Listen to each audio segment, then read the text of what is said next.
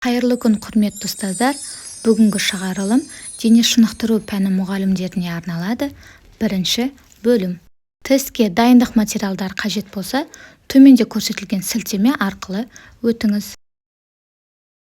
Бірінші сұрақ. Дене тәрбиесі пәнінің жоспарындағы міндеттер. Дұрыс жауабы: білімділік, тәрбиелік, сауықтыру. Екінші сұрақ.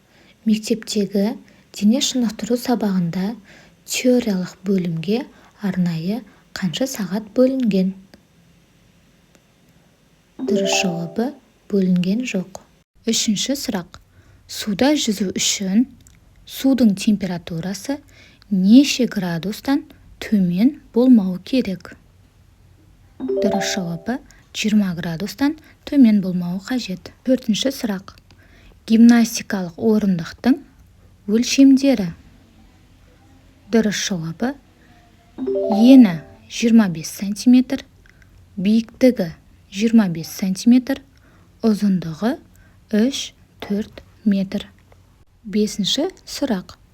Екпін алып секіретін жерде жүгіру жолы қанша метр болуы қажет? Дұрыс жауабы: 45 метрдей. Алтыншы сұрақ. Алға қарай домалап түсудің ең қолайлы түрі. Дұрыс жауабы: тізерлеп отырып, қолды жерге тіреп домалау.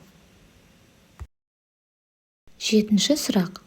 Волейболда орталық сызықтан 3 метр қашықтықтағы сызық.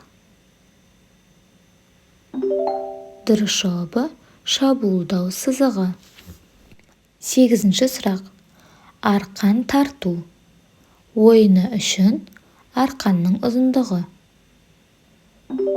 Дұрыс жауабы: 8-10 метр. Тоғызыншы сұрақ.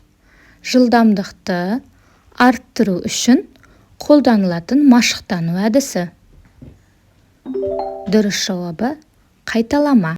Оныншы сұрақ. 12-15 минутқа созылатын жаттығу. Дұрыс жауабы: таңертеңгілік жаттығу. Таңертеңгілік жаттығу 12-15 минутқа созылады. Осымен бірінші бөлім аяқталды. Егер де менің видео сабағым сіздерге пайдалы болса, арнама тіркеліп, лайк басып және пікір қалдыруды ұмытпаңыз. Келесі бөлімде кездескенше.